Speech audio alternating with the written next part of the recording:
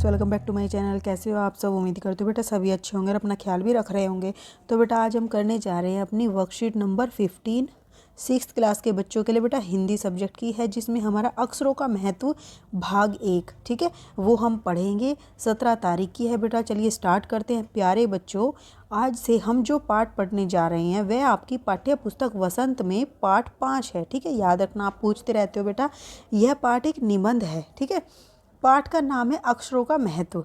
तो अक्षरों का महत्व जो है नामक निबंध के लेखक गुणाकार मूले ने अक्षरों के इतिहास के बारे में बताया। तो बेटा इनके लेखक कौन है? गुणाकार मूले, ये याद रखना है आपको। और क्या नाम है चैप्टर का? अक्षरों का महत्व। कि पुस्तकें अक्षरों से ही बनती हैं, तो उन्होंने महत्व को बताया है। अक्षरों के इतिहास के बारे में बताया कि पुस्तकें जो भी हैं वो अक्षरों से ही बनती है। आइए अब हम पाठ को पढ़कर अक्षरों के महत्व के विषय में जानें, ठीक है। तो चलिए अक्षरों की कहानी को पढ़ते हैं बेटा।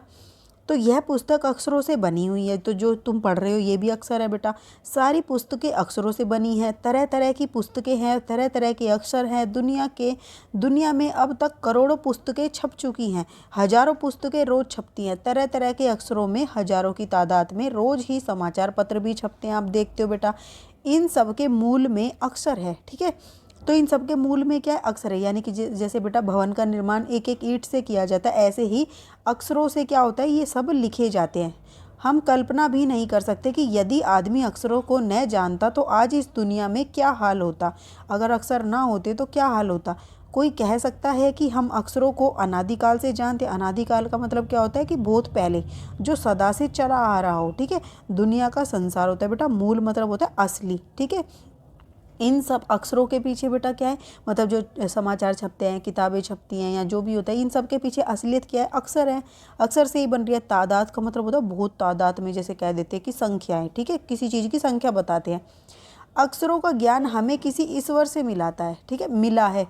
तो देखो, हम नहीं जानते, या कोई कह सकता है कि हम अक्षरों को अनादिकाल से जानते हैं। अक्षरों का ज्ञान हमें ईश्वर से मिला। हमें पता है कि ये हमें अक्षर कहाँ से मिले बेटा।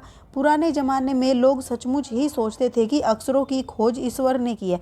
तो पुराने समय में तो बेटा लोग सोचते थे कि जो अक्षर हम बोलते हैं, लिखते हैं, उन सबको कहाँ से, किससे मिली है? हमें इनका ज्ञान ईश्वर से मिला। पर आज हम जानते हैं कि अक्षरों की खोज किसी ईश्वर ने नहीं की, बल्कि स्वयं आदमी ने ही की है।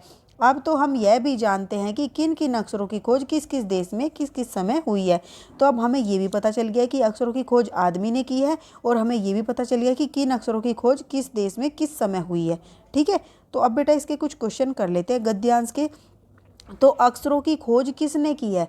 तो बेटा अक्षरों की खोज की है स्वयं आदमी ने। तो आप लिखोगे स्वयं आदमी ने की है, लिखोगे अक्षरों की खोज, यहाँ हटा के स्वयं आदमी ने की है। अब नेक्स्ट क्वेश्चन क्या बेटा? अक्षर ध्वनियों के प्रतीक होते हैं। तो जो अक्षर होते हैं बेटा वो ध्वनियों यानी कि स्वर और व्यंजनों के प्रतीक होते हैं, ठीक है। इजी। हम जब अक्षर बोलते हैं तो क्या बताते हैं? हम ध्वनि या स्वर को ही तो प्रतीत करते हैं। उदाहरण के लिए हिंदी, उर्दू और बंगला आदि शब्दों में प्रत्येक अक्षर के लिए उसकी ध्वनि निर्धारित होती है, ठीक है। तो हम देखो इसको ध्वनि नहीं बोल रहे, ध्वनि बोल रहे हैं, क्योंकि अक्षरों की एक क्या बेटा, हर प्रतीक जो होते हैं अक्षरों की एक अपनी ध्वनि होती है। कुछ चित्रों से भी हम संकेत व्यक्त कर सकते हैं। नीचे कुछ चित्र दिए गए हैं, उनसे क्या संकेत व्यक्त होते हैं तो वो बताओ। तो देखो बेटा, यहाँ से आप क्या दिखाते हो? यहाँ से क्या संकेत व्यक्त हो रहा है? भागने का, ठीक है। और यहाँ से क्या हो रहा है बेटा? कि कोई वस्तु का बार बार इस्तेमाल हो रहा है, ठीक है। तो पुनः चक्रण, ठीक है। तो इससे क्या हो रहा है? पुनः चक्रण हो रहा है। एक चीज़ को पहले यूज किया, फिर यूज किया उसको, फिर दोबारा से यूज करके फिर से, तो पुनः चक्रण का हो रहा है। इससे बेटा क्या हो रहा है? मतलब कि क्या हो रहा है बेटा इसमें? दाईं तरफ मुड़ना, ठीक है, दाईं तरफ मुड़ना, ठीक है। और इस वाली से बेटा बाईं तरफ मुड़ना, ठीक है। तो इनसे ये चीज़ हमें पता चल रही है। अब आपके घरों में या आसपास कौन से काम लिखकर किए जाते हैं, लिखिए। तो बेटा कौन कौन से काम लिखकर किए जाते हैं? तो देखो आप लिख सकते हो अपनी तरफ से भी। मैंने जो लिखे वो देखो, मेरी माता बाजार से सामान खरीदने के लिए लिस्ट बनाती है, तो लिखती है बेटा वो।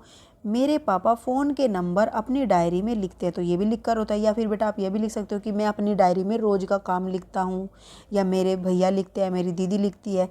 फिर मेरे पड़ोस में दुकानदार किसी की उधार को एक रजिस्टर में लिखता है या बही खाते में लिखता है, ठीक है।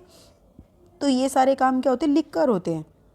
अब जैसे पाठ में अक्षरों के बारे में बताया गया है, आप अपने विद्यालय के बारे में बताते हुए 10 वाक्य लिखो। तो आपको 10 वाक्य लिखने बेटा बहुत आसान है, आप सब लिख सकते हो, लेकिन फिर भी मैं आपकी हेल्प करा देती हूँ। देखो, मेरे विद्यालय का नाम या नाम लिख दोगे, मेरे विद्यालय में कितने अध्यापक है वो लिख दोगे, मेरे विद्यालय में एक लाइब्रेरी भी है, मेरे विद्यालय में खेलने के लिए पार्क है, ठीक है। और दूसरा बेटा क्या है, मैं अपने विद्यालय की स्वच्छता का बहुत ध्यान रखती हूँ या रखता हूँ, मेरे विद्यालय में मुझे मिड डे मील मिलता है, ठीक है।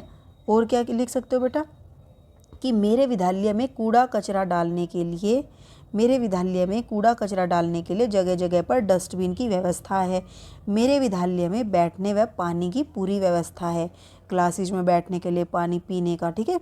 मुझे मेरा स्कूल बहुत प्रिय है। तो ये मैंने कुछ 10 लाइनें लिखी हैं, आप भी अपने तरीके से कोई भी लाइन लिख सकते हो बेटा। ये थी आपकी वर्कशीट आज की हिंदी की। उम्मीद करती हूँ आपको अच्छे से समझ आ गई होगी। फिर भी कोई डाउट हो तो कमेंट बॉक्स में पूछ लेना। इस वीडियो में इतना ही। अपना नेक्स्ट टॉपिक हम अपनी नेक्स्ट वीडियो में करेंगे। तब तक के लिए ऐसे हंसते रहिए, मुस्कुराते रहिए, पढ़ते रहिए और आगे बढ़ते रहिए। Thank you.